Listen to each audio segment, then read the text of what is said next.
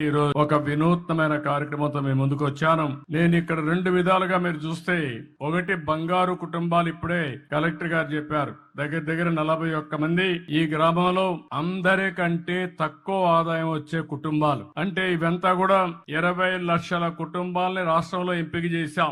మీ ఊర్లో 41 చేశాం. అదే సమయంలో నేను ఆలోచించిన విధానం అట్టడుగు నుండే 20%, పై నుండే 10%. ఈ రోజు ఇక్కడ కూర్చున్న వాళ్ళు కొంతమంది మార్గదర్శకులు ఉన్నారు. ఇప్పుడే మనోజ్ గారు అయితే అక్కడికి వచ్చినప్పుడు చూశాను. ఈ రోజు వీళ్ళందరూ కూడా ఇక్కడ కూడా ఒక 5 మంది వచ్చారు. వీళ్ళకి సమాజం ఒక అవకాశం ఇచ్చింది, అందిపుచ్చుకున్నారు. ఈ రోజు పారిశ్రామికవేత్తలుగా లేకుంటే మెరుగైన జీవన ప్రమాణాలతో ముందుకు పోయే పరిస్థితికి వచ్చారు. నేను ఒకప్పుడు జన్మభూమి పిలిపించాను, మీరందరూ స్పందించారు. ప్రపంచంలో ఉండే వాళ్ళందరూ వచ్చి జన్మభూమి పిలుస్తుంది రా, కదిలి రా అంటే గ్రామానికి వచ్చి ఎన్నో కార్యక్రమాలు చేశారు. స్కూల్ బిల్డింగ్లు కట్టారు, రోడ్లు వేశారు, శ్మశానాలు కట్టించారు, అనేక కార్యక్రమాలు చేశారు. ఈ రోజు నేను ఇచ్చే పిలుపు, ఎవరైతే సమాజంలో ఆర్థికంగా పైకొచ్చారో, తెలివితేటలున్నాయో అలాంటి మీరు తిరిగి సమాజానికి ఇవ్వాలి. ఆ రోజు సమాజానికి ఇమ్మని కోరాను. ఇప్పుడు మీతో పుట్టిన వ్యక్తుల్ని పైకి తీసుకొచ్చే బాధ్యత మీకు అప్పచెప్తున్నానని చెప్పి కూడా నేను మీకు తెలియజేస్తున్నా.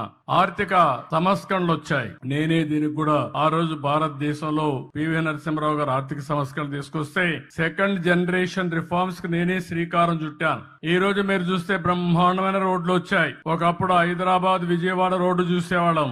ఈ రోజు బాగా రోడ్డు ఉందంటే దానికి కారణం పీపీపీ విధానం, అంటే పబ్లిక్ ప్రైవేట్ పార్ట్నర్షిప్. ఈ రోజు బ్రహ్మాండంగా మీరు సెల్ ఫోన్ లో మాట్లాడుతున్నారంటే ప్రభుత్వం పెట్టిన సెల్ ఫోన్లు కాదు, ప్రభుత్వానికి కూడా ఆదాయం వస్తుంది ఈ సెల్ ఫోన్ల వల్ల.